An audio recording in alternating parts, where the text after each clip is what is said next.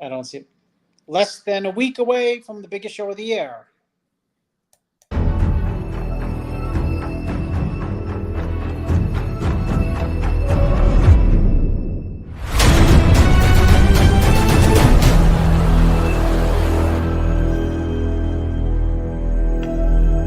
I created Species Nutrition with one mission in mind: to provide bodybuilders and serious athletes with no-nonsense supplements that work. I put my name and reputation on every bottle of Species Nutrition products. If you want to be your absolute best, join the evolution.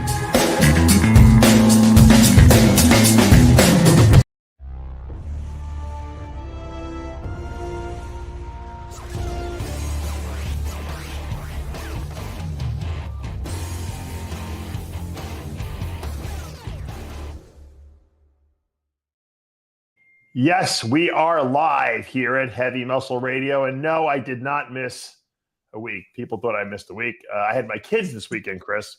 I'm, of course, here with Chris Aceto, the technician. He is not in Pittsburgh, although it looks like he's in Pittsburgh. I thought you were in Pittsburgh. Trying to go. You just were perfect. What happened to the spot you were sitting in? Now I can't hear you. I don't hear a word you're saying. Can you hear me now? Yeah, now I can hear you. I can hear you. I thought you were in Pittsburgh with that brick wall, because that's like a typical Pittsburgh like backdrop. No, I'm still in Maine, but we only have 45 minutes. We got to talk furious, Dave, about the week, so we don't need to know about anything else. Well, people like to hear that. People really don't really care about bodybuilding. They want to know about like what we do, your real estate and I won a pie eating contest. I actually tied for the win of the pie eating contest. I don't know if you saw my Instagram post. I took my kids to the Blueberry Fair here at the Lee County Civic Center, and they talked me into doing the pie eating contest. I had to eat a piece of blueberry pie, and I have a tremendous eating prowess, unless you didn't know that, Chris. But I don't like to do at 57. I don't like to do where you eat like 25 or 35 hot dogs. I don't think that's good for my digestive system, but I'll eat a piece of blueberry pie, you know what I mean? And so I decided to sit down and do it. I was competing against mostly teenagers. So I was, I guess I could have theoretically been in the masters category, but I decided to go into the open, Chris, and I tied for first. And I won a $25 fairground gift certificate, of which I probably spent $6,000 in addition to the $25. The good thing is you can spend $6,000 and you can get like a stuffed animal for your son for like $2. Yeah. He had to throw 400 darts to win the one inflatable hammer. Right there. So there's my. Oh, let's pull this up. Let's see. There it is, Chris. And if you have any left, we'll give you a spoon. Try not to break the bowl, please. Try not to break the bowl. There's a key word right there. 3, 2, 1, go!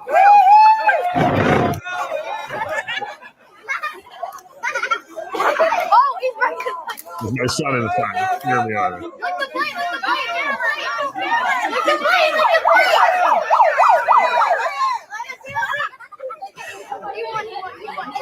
I started getting the victory for the other kid.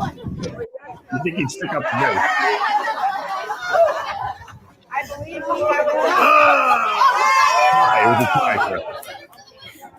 All right. 2 winners. All right, let's stop until I blow the tire. And if you have any left, we'll give you a spoon. Try not to break the bowl. It was like my grandmother was running the contest there.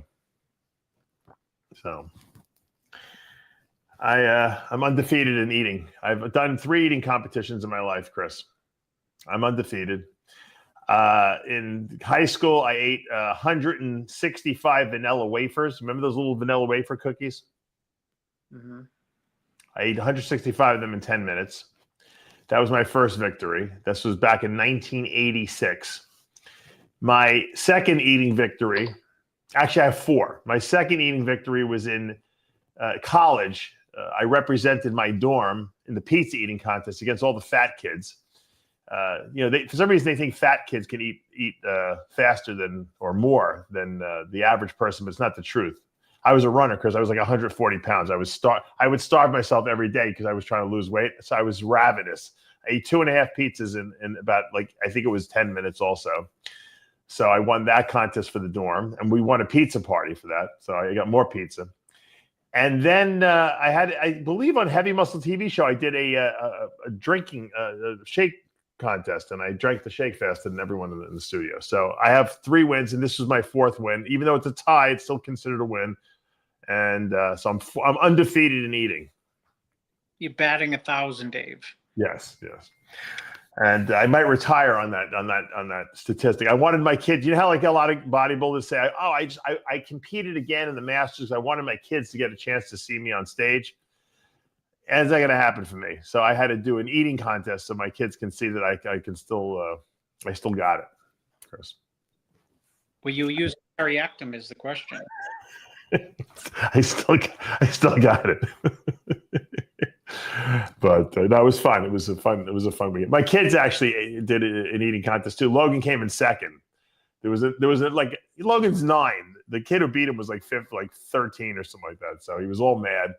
And see, the key, Chris, to the eating of the blueberry cake is that you have to lick you have to lick the plate clean too, because even though you ate the whole cake, my son ate the whole cake. He didn't lick the perimeter. And see, I licked the perimeter. That's why I was able to tie with the other kids. So, personally, I would have probably put double the quantity into the pie eating thing, because I think it was too little. It gave the young kids too much of a chance. If I would have had more volume, I would have been able to win the contest, I believe, outright, easily. So when are you leaving for Pittsburgh? I leave tomorrow. Oh, by the way, happy Cinco de Mayo. It's the 5th of May. And so that's cool. Yesterday was May the 4th be with you. You know that holiday? No, I don't know track, because Trump's going to change Cinco de Mayo to something more distinctly American in his opinion. Well, so Cinco de Mayo is today, and yesterday was May the 4th. May the 4th is, May the 4th be with you, like the May the 4th be with you. So that was a good day. That's a good holiday. And we got Cinco de Mayo today. And, I was I'm trying to think where I was on Cinco de Mayo once. I was in some Spanish country. I think I was in Spain on like a long time ago on a Cinco de Mayo. And man, the food was nonstop. They know how to, Spanish people know how to eat when it's a celebration. I'll give them that much. Tremendous food. I love Spanish food too. Actually, I went to Mexican food this past weekend, and with the kids, and they're guacamole fanatics. You get guacamole for your kids when you go to Mexican? My kids eat guacamole you should know, you're the fat guy, for the healthy fats, since they were like it. Yeah, the guacamole nuts though. I had to take a phone call, Chris, while we were eating. I turned around, there was no guacamole left, and I got the big one too. They're the chips, they dip the chips in there. Forget about it. They don't eat their meal after that, but they eat the whole guacamole bowl. Chips guacamole is the best part. I know it is, and I unfortunately didn't get it. It says unmute yourself. I'm not muted. Am I muted? You can hear me, right? Yeah, I can hear you perfectly. Oh, what is this guy? What's the problem? What's the problem with this guy? All right. Thank you, Carlos G. It's a Mexican holiday, not a Spanish holiday. So maybe I was in Mexico then. Thank you for the correction. Working on distinction. Are you going to give Derek 10,000 K carbs worth of donuts before Pittsburgh? Everything is on the table. Everything's on the table. How's he looking? I know everyone's asking me. I'm getting a lot of people texting me. He looks great. You haven't sent me any pictures, so he must look really good. No, he'll be I think right in that sweet spot, where he was at the Arnold, where he's big enough and hard enough. Yeah. Because for everyone, right? Isn't that the magic formula for everyone? Big enough and hard enough. Dry and hard, as Blackman would say. Dry and hard, but sometimes you go overboard and you become too dry, too hard, or sometimes you think like hard enough, big, but hard. You know, I've been seeing a lot of people tell me this also. I'm going to give this guy some credit. He's saying Krizo will surprise us all. And he might. But I'll tell you why people think that. When you look at Krizo's pictures, the guy is so freaky looking. And obviously, it doesn't necessarily translate on stage in terms of flow of the body. And that's what people don't realize. And when we sit in the front row there, we see the difference. Because you see Krizo backstage, he's probably the craziest looking guy of everyone, I'm sure. He's tall. He's got his vascularity is nuts. He's like grainy looking. But, you know, and he's got a really good physique. Don't get me wrong. But his physique doesn't flow as beautifully as like a Derek's does. And even as Martin Fitzwater. And I think that can, you know, bamboozle people. So they see this freakiness on his Instagram. And I don't even think he filters his pictures, to be honest. He doesn't have to.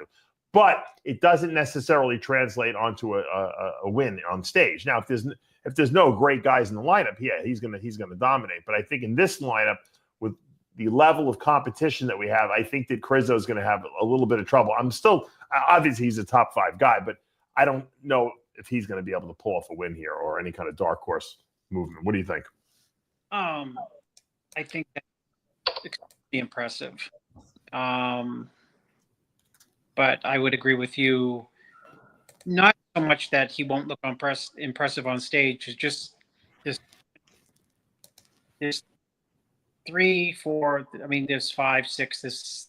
The top 6 in Olympia level. Period. Top 6 is Olympia level, including Krizo. Yeah.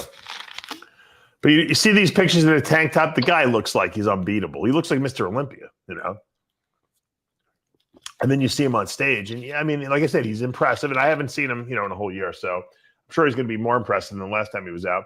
But at the same time, you know, it doesn't, you know, let's see how it translates, you know, on stage in terms of the way his physique flows.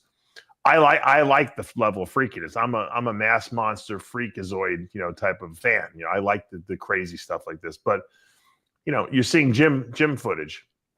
Steve, the best compliment Steve Weinberger ever gave me, Chris, back in the day was he said, "You know what, Dave?" He said, because you know I've trained his gym. And I was always asking him advice and you know how to get better. He's like, in a tank top, he goes, "You're Mr. Olympia." He's like, you know.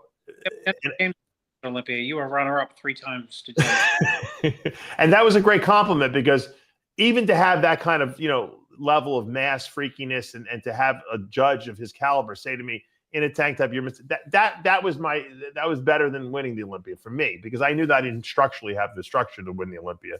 But you know, that's a great compliment. Krizo's Mr. Olympia in a tank top, I mean, right? I mean, well, I mean, he's more impressive than anyone else.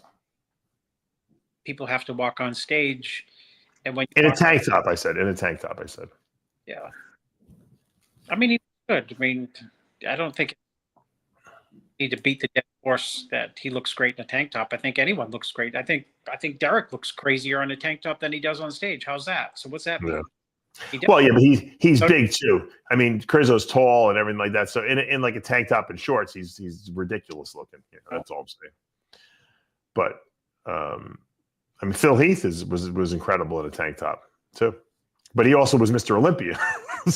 And Derek was Mr. Olympia. So saying Mr. Olympia looks like Mr. Olympia in a tank top, Chris, is not the same thing as saying a guy who's 7th at the Olympia, it looks like Mr. Olympia in a tank top, or a guy who couldn't even get his pro card like me look like Mr. Olympia. That's a bigger compliment to a guy who's not Mr. Olympia, is what I'm trying to say.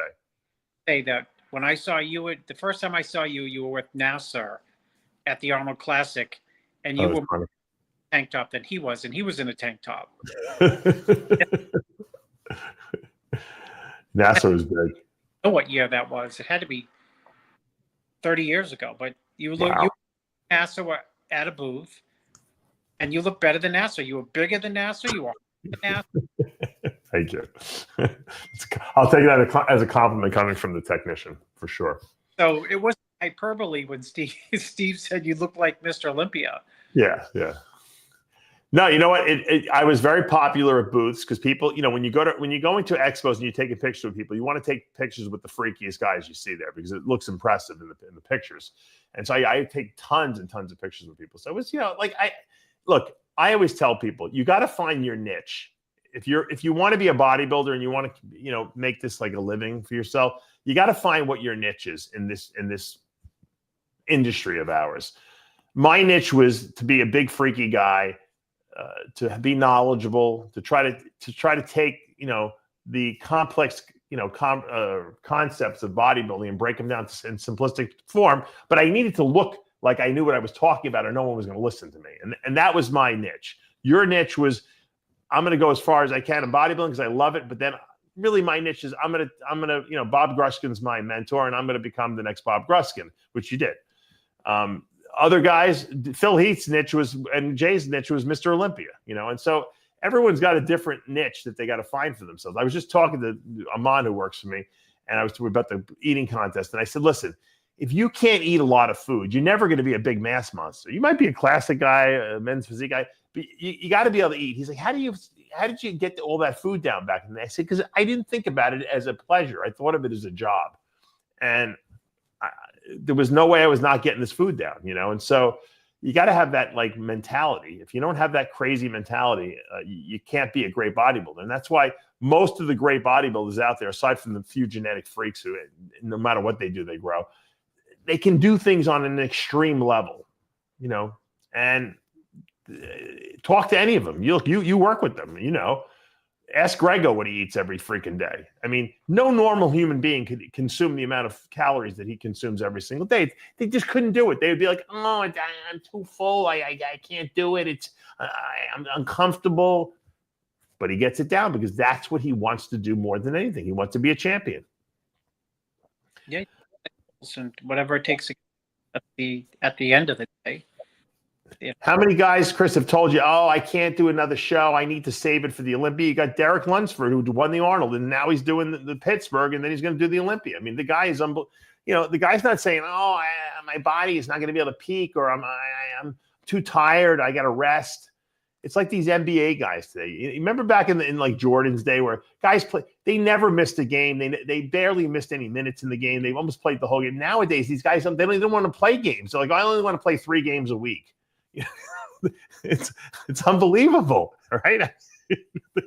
They literally don't want to play every game, and then the fans get pissed off because I buy tickets for my son, me, and my family to go, and then the star of the game isn't even playing because he decided to take off tonight because he doesn't want to play 4 or 5 games a week.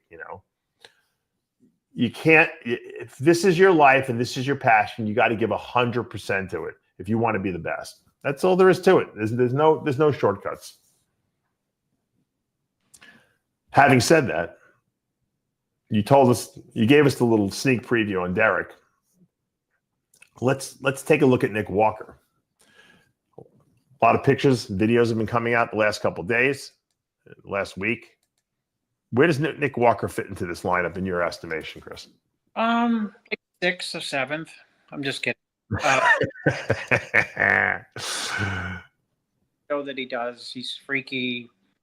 I mean, I think Nick Walker's. I mean, I think Krizo. I think Nick Walker. I think he's incredible. I think Bonac is incredible. I mean, do I think it's a shoo-in for Derek Lunsford to win? My absolute answer, no. And I'm coaching him. I just don't think that these shows are shoo-ins for anyone. I mean, if Arnold was supposed to be a shoo-in for Samson. It was right. not. And if we had been, you had asked me about the show, I knew the way Derek looked running into the Arnold. Would ask me. And the fact of the matter is I didn't really know how he was going to look until he got on stage. In other words, the same thing with Nick. I don't know how Nick is actually, or Derek is actually going to compare to each other until you see them side by side. And you've seen Nick, Martin Fitzwater standing side by side next to Derek Lunsford, but you haven't seen Nick next to anyone other. I take that back. He was next to at the New York Pro last year next to Martin, but he hasn't stood Derek. And look at that back lat spread. He looks phenomenal. So I see people. I don't believe in shoo-ins, and I don't believe that there's guaranteed wins for people. I think people have to be at their absolute best. And this lineup is so strong for so many reasons. And it's an exciting show because we don't know what Nick's going to look like. I mean, he's going to look great, but we don't know what level of great, you know? Mm. So, I mean, the pictures that you just posted up, he looks like 400. Yeah. And hard. I mean, I mean that in a good way, 400. He looks gigantic. What do you think? Yeah. You know, I think that he's better than he was in the pictures that I saw leading up to the Olympia, obviously, so which were small. He definitely looks like he put most of his size back. You know, it's hard for me to judge from pictures because you know what? He's obviously in really good shape. He looks to be the hardest that I've seen him, you know, in a long time. Back to his old freaky form. He's definitely harder than he was going into New York Pro last year, which, you know, I thought he was a little off. I thought Martin beat him. I think he's harder where he needs to be. I don't know how it's going to translate on stage in terms of his flow of his body. You know, he's a little longer in the upper body than his legs are a little short. I don't know. I don't know how it's going to translate. This is a really good lineup, Chris. We're talking about an Olympia lineup here. I mean, these guys are all great, and I think it's going to come down. I hate to keep saying the same thing and beating a dead horse, but I always say it's the Branch Warren phenomenon.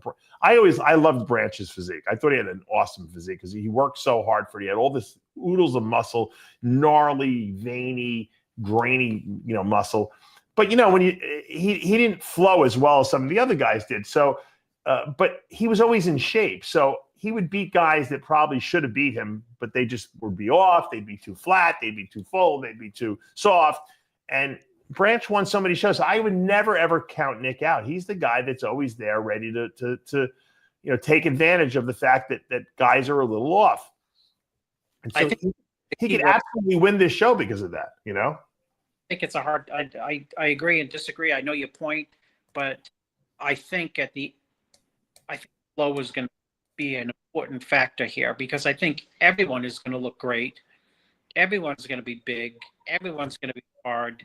And one way to weed them out and who you first or second or third boils down to flow and relaxed.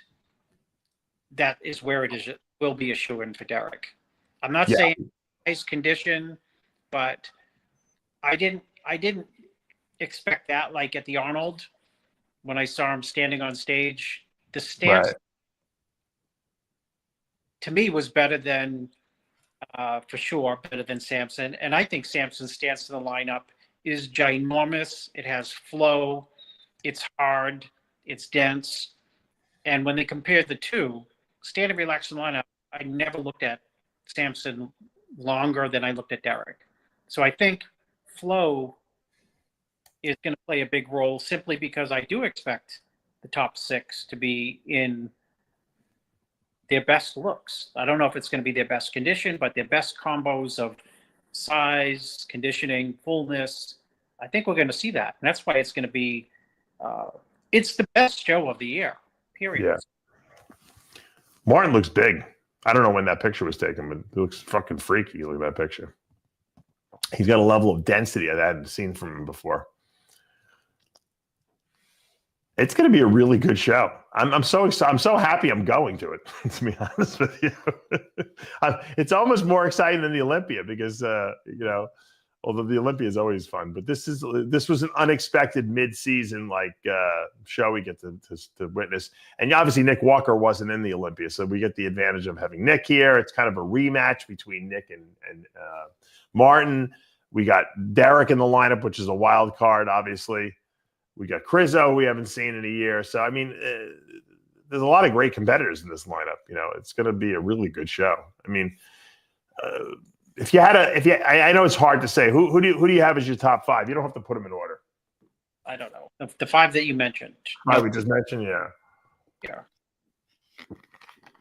Jim Magnion's got to be really happy that he's got such a great lineup in the show.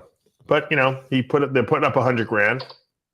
Someone's going to go home very happy after they win all that money. And, you know, at the end of the end of the day, as you say, and I always give you credit for this. The money talks, right? Yeah, money. I mean, you know, bodybuilding show is bodybuilders will go where the money is, just like, a real estate investor will go where the money is to be made. No matter, fortune could be made, and not saying they're making a fortune, but if fortune can be made in North Dakota, people will head out there and start building houses. It's true. It's true. Very true. Let me see what else I wanted to ask you. How's Goodvito looking? Because I didn't even mention him in this whole. I noticed. He looks big, dense, hard. There was a reason I didn't mention him, by the way, because I wanted to bring him up as another wild card. It seems like a lot of people are not, because I've been watching some of the other prediction shows, and people haven't really been mentioning him that much, as if like he's like a second tier factor, I think, or that it's almost like people are afraid to say this guy could win this show. And you know what? I'm going to go on the record and I'm going to say it, Chris, because I think that this guy has every tool in his toolbox to win this show, including beating Derek. And you know what the truth is? People are afraid to say, you know why? Because it's an unknown commodity, and because they don't know if the judges will give it to them. So no one wants to go on the record and say this guy can win the show. But I want you to, and I know you're working with him, where has this guy got any flaws in his body? What is he missing? I don't really think he has flaws. I think that the key words that you mentioned is unknown quantity. But to quantify the unknown, I'll ask you is, what place did Martin get at the Olympia last year? 4th, yeah. How many points did Martin beat Goodvito by last year in Detroit? Very little, and that was last year, yeah.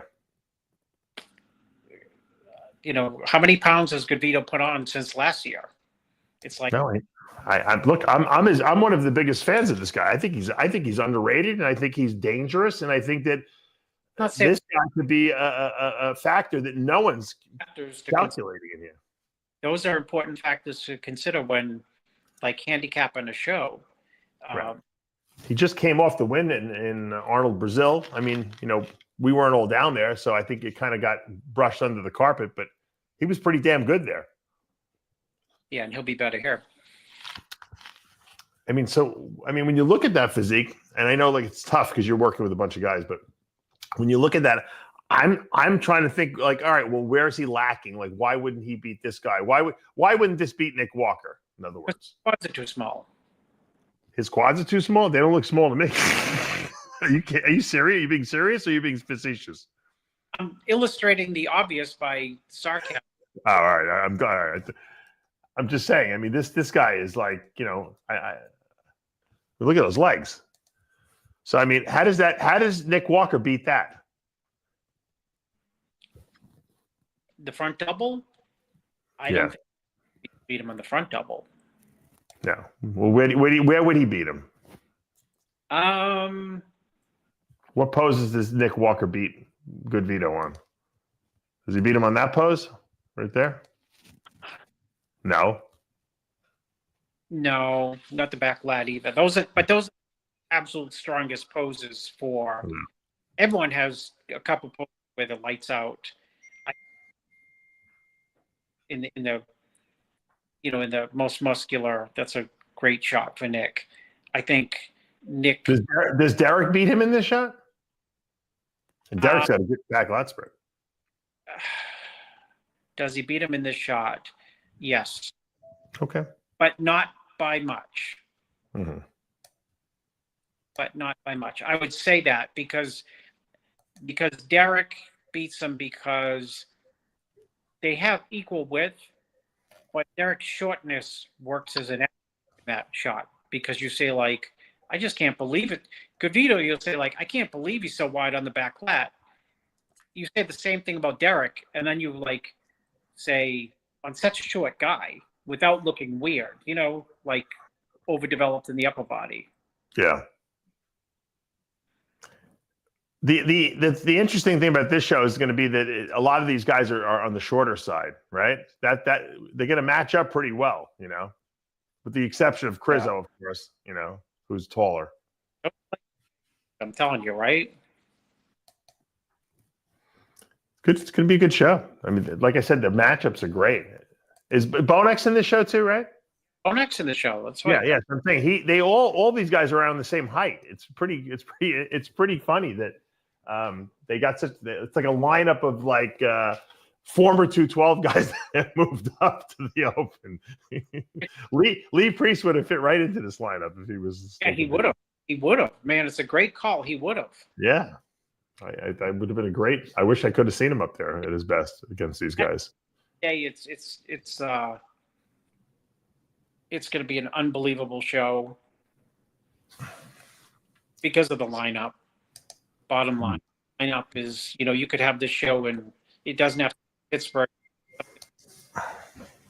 Pro show, but somehow he got this lineup and we'd be talking about his show. Yeah.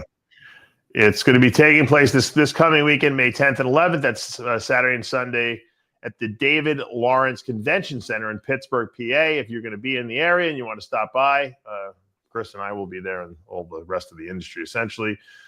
Jim Mannion and Tyler Mannion will be, be kind of the promoters of this show, and tickets are still available. It's going to be a great show. And what hotel are you staying in? You're never in the host hotel, right? I'm at Embassy Suites for a couple nights. Tuesday. Oh my God. Move to an Airbnb after that. Oh my God, you with hotels. I'll be at the Westin, which is connected. I can walk out of my hotel down the elevator and I'll be in the convention center. I go for convenience. Chris goes for the least convenient air. I don't know why they can't figure out a way to get these. Remember the Arnold used to be hold at the DoubleTree? They had those suites there. They used to put all the competitors up there. I thought that was great because you can cook in the rooms and stuff like that. If I was a competitor, I would hate having to stay far away from these venues. I hate getting into a car and having to, Exactly. God forbid you forget something. You just want to be in the elevator. Okay, meeting. Yes. Yeah. Exactly. Back up. That's it. No. I want ultimate convenience. Exactly. Yeah. That's all I'm interested in. Anything else? I'm only interested in convenience. You're right, Chris. 100%. So, but they have they're going to have an expo at this show. This is something they never had before at the expo and that's why they're holding it in this convention center. I don't know if this convention is new. I've never been in there. I heard it's Jam was telling me about it. He said it's amazing. Jim told me too. It's a really nice venue, and that's it's gonna escalate this show. Because the people don't realize Jim Mannion used to hold the Pittsburgh show every year because what he wanted to do was showcase Pittsburgh, which is the home of the NPC IPB, right? So the show was kind of just like a regular show, and Jim never wanted to make it like a big monstrosity because it was just too much work, and it was, he didn't really need it. But once Tyler got in there, his grandson, who's now running things pretty much, he has a lot of energy and he wants to expand. And I guess they got some sponsors, and so I knew this was going to happen eventually. He has to have a big show here. I mean, he's the president, of the NPC, IFBB. You got to have a premier show in your own name. And so this is great that he's finally doing it. Once again, 100,000 plus there's an expo, and I'm sure we're going to see 1 million booths at this expo. I'll be there with you and Sid, and we'll be doing interviews all weekend long. I know there's a lot of guys I haven't seen in a long time. I'm going to be in Pittsburgh. So we'll have a lot of meetings and stuff like that, and meetups, and it should be a lot of fun. Obviously, May seems to be a very busy month because I'm going to be at Dean Caputo, and Dean Caputo. I'll be at his show in Streetsboro, Ohio, the May 23rd weekend, and then of course we'll be in Alabama on June 21st for the Whack Pack event that we have there at that show that's taking place in Montgomery, Alabama. So there's a lot of little appearances we'll be making over the next couple weeks, months. Once this Pittsburgh starts, Chris, the shows are every single week. Did you see that? Did you see the schedule? Did we go over that together the other day, last week? It's crazy. 3 days and driving down to New York.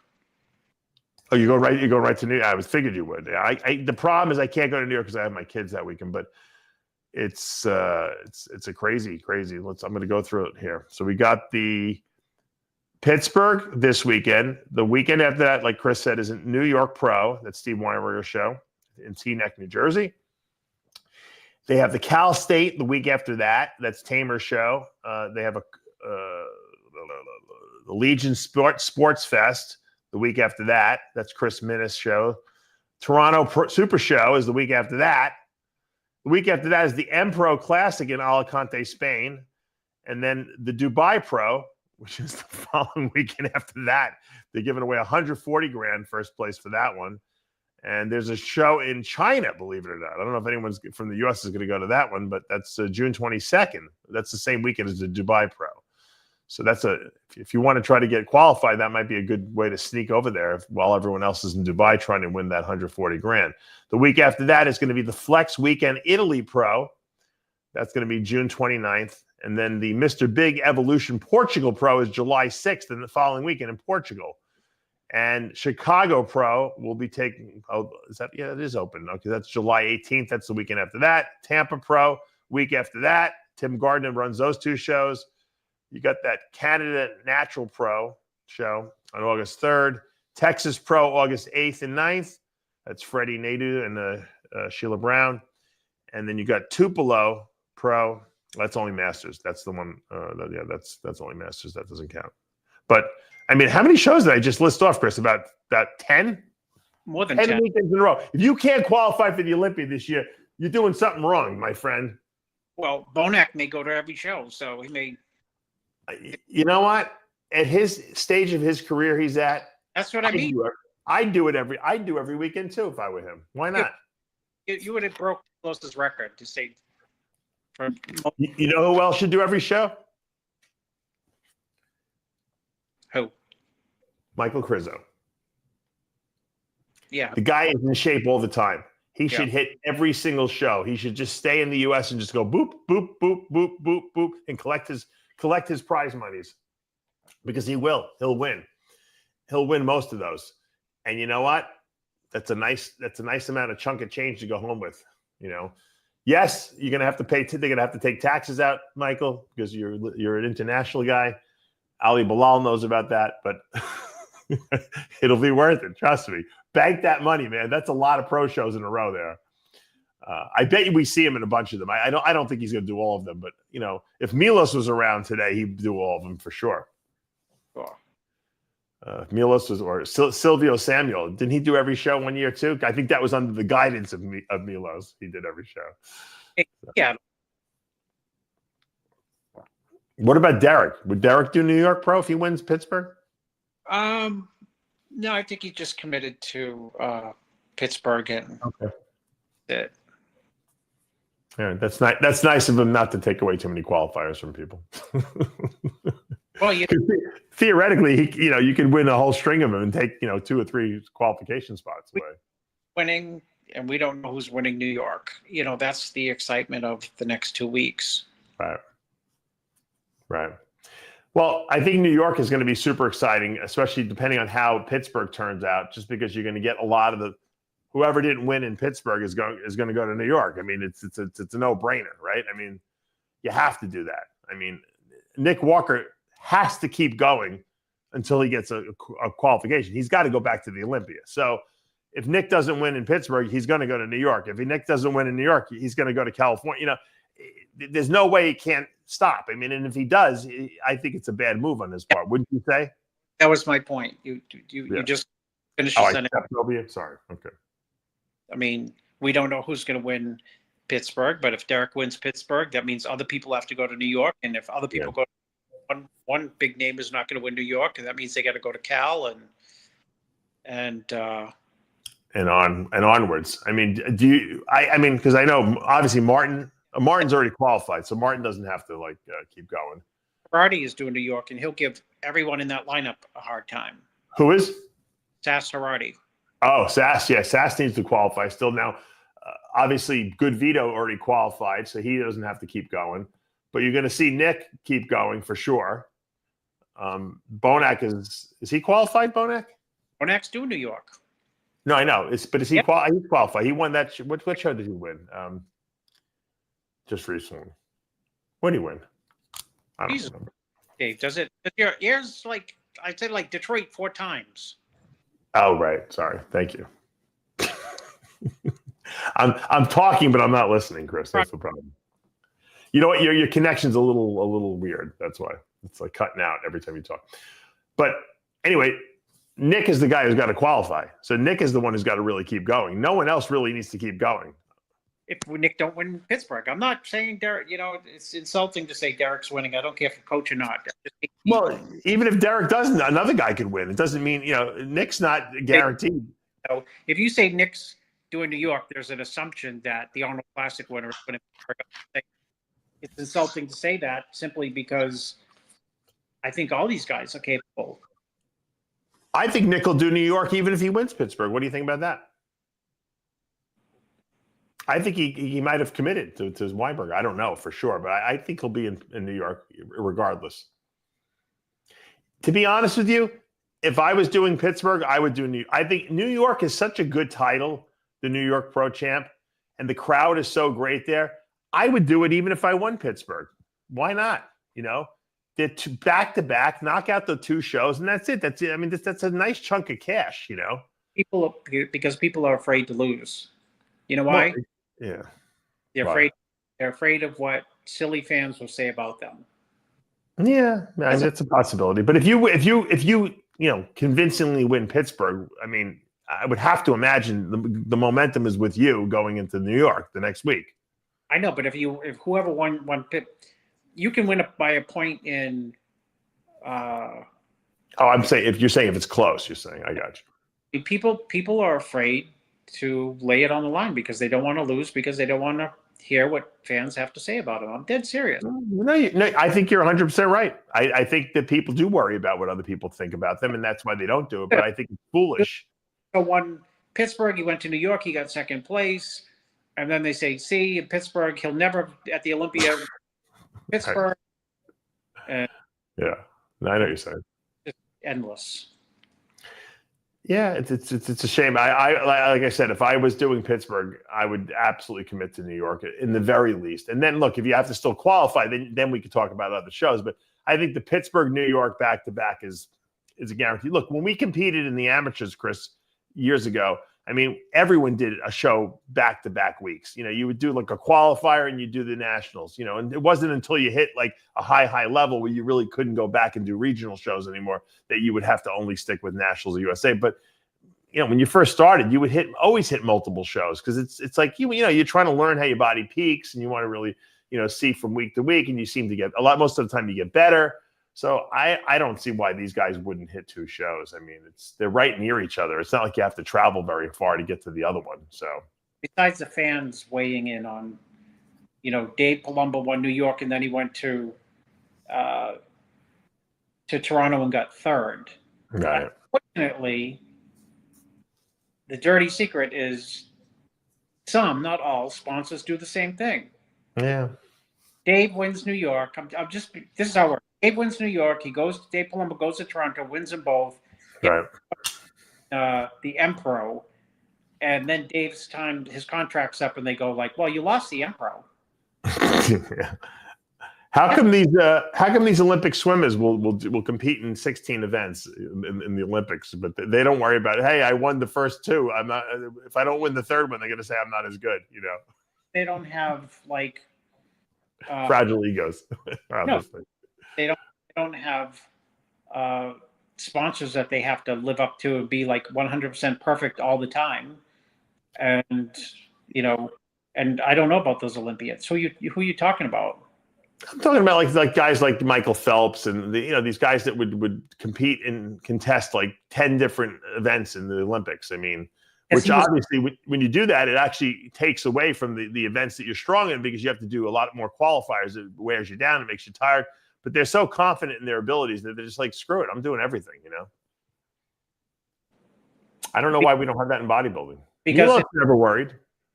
To answer your question, part of it is in swimming, the fastest guy wins. In bodybuilding, it's like, Dave, you lost a show, but I won last week. Well, we tossed it so hard. It was a breaker and your quads were drier last week. Right. Cormier would do multiple shows. Flex did multiple shows back in the day. These guys weren't worried about it back. They did like a whole tour. They did like, sometimes after the Olympia, they would do the 5 or 6 European tours. But even in the beginning of the year, they would do like Ironman, Arnold, and then there would be a show like in Chicago the week after that. And they wanted to collect the prize money. They didn't always win every show, but no one cared, True. Well, no one cared, but now, people do care, unfortunately. I think who cares is that social media cares, and social media then starts, foo-fooing you, and then people can't handle the criticism is what happens. You proved my point. Dave, you won 2 shows, get 4th at the Impro, and now everyone says like, Dave, you suck. You suck. Yeah, you got all your flaws. They point out all your flaws. Yeah. Do you have to get cracking, Chris? Yeah, I have a very important meeting I have to be to. All right. Well, the reason I held this show on Monday is because, like I said, I had my kids this past weekend. Next weekend, obviously, we'll be in Pittsburgh. So we'll be back to the normal schedule. I won't have my kids that yet. And then the week after that, we might go to Mondays. We'll probably be on Monday mornings or Monday, like around noon, for the Heavy Muscle radio show, just because of, like I said, I have my kids overnight on Sundays every other week. But thank you guys for joining us this afternoon. And Chris and I will be in Pittsburgh this week. Chris will be there tomorrow. I'll be arriving on Friday with Sid. And it's going to be a fantastic weekend. Good luck to all the competitors going to be there. And like I said, if any of you guys and your fans are going to be at Pittsburgh, hit me up. Let me know. Let's meet up. We'll take some pictures together, have a little bit of fun, and make it a really enjoyable weekend. For now, though, we are out of time. As we say every week here with Heavy Muscle Radio. The truth hurts. We'll see you in Chicago. We'll see you in Pittsburgh, and see you next week.